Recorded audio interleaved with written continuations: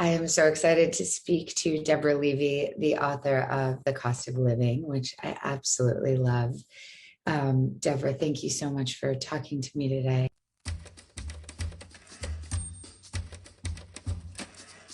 The book kind of it kind of defies genre. I mean, it's probably described as a memoir in some ways, but it really feels so much more than that. How would you describe it? I've called The Cost of Living, which is part of a trilogy. So Things I Don't Want to Know is the first one. And the things we don't want to know in my book are the things we know anyway, but we've kind of pushed down and sort of rather like a bill coming in that you don't want to open, but you know you have to. So that's kind of my 40s, early 40s, and the cost of living, 50s. And then my new book, the third in the trilogy, is called Real Estate. And that is, so I turned 60, and that looks at that year. So the three books really span 20 years. I called them living autobiographies. A kind of made up word because they're not written in retrospect. They're not written looking back wisely at a life in hindsight. They're written in the storm of life, in the present tense. So all of them are written in the present tense. And though some of them go back to childhood, that's not chronological.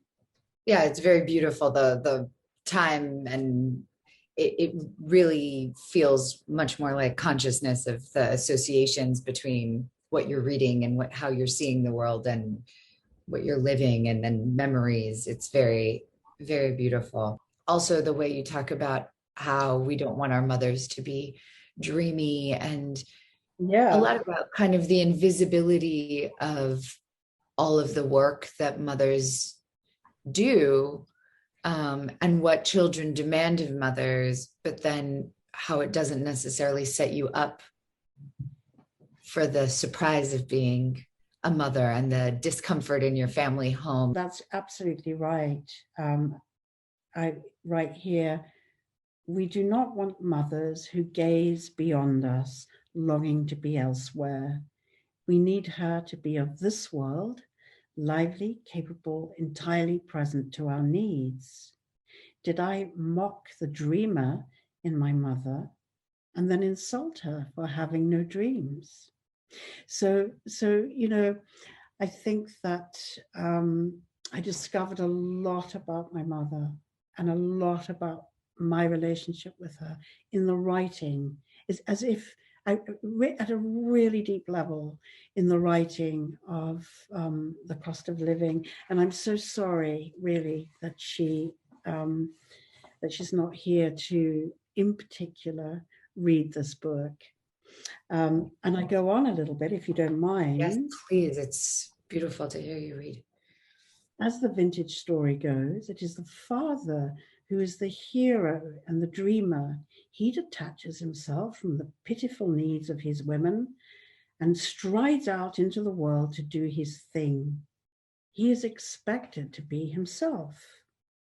When he returns to the home that our mothers have made for us, he is either welcomed back into the fold or becomes a stranger who will eventually need us more than we will need him.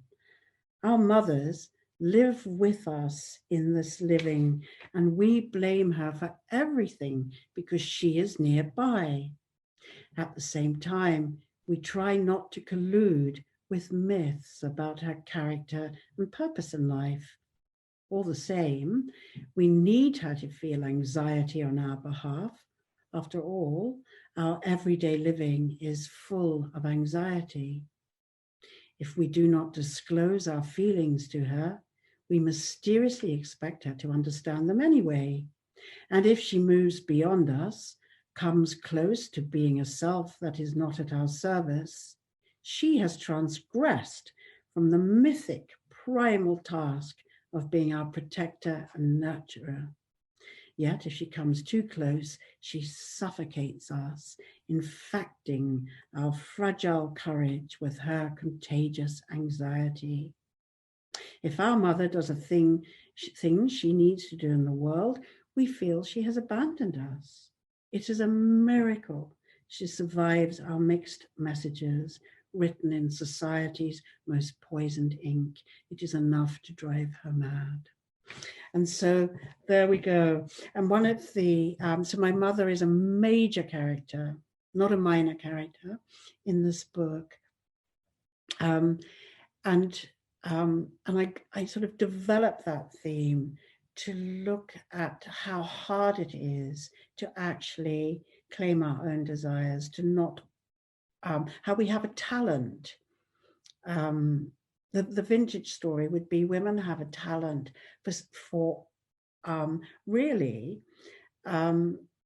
abandoning their own desires and serving everybody else's desires. So there's a sort of riff in the book about developing other talents. How about a talent for not doing that really at all? It's so overwhelming, exactly as you described, the kind of societal expectation or the tropes of what happens to a woman scorned, or what happens to a woman after children, and all of, as you say, this kind of inevitable madness that it leads to, but not surprisingly. And you talk a lot about, knew very early on that you had your own authorial voice and could control the story of your writing, but then had to learn it in life.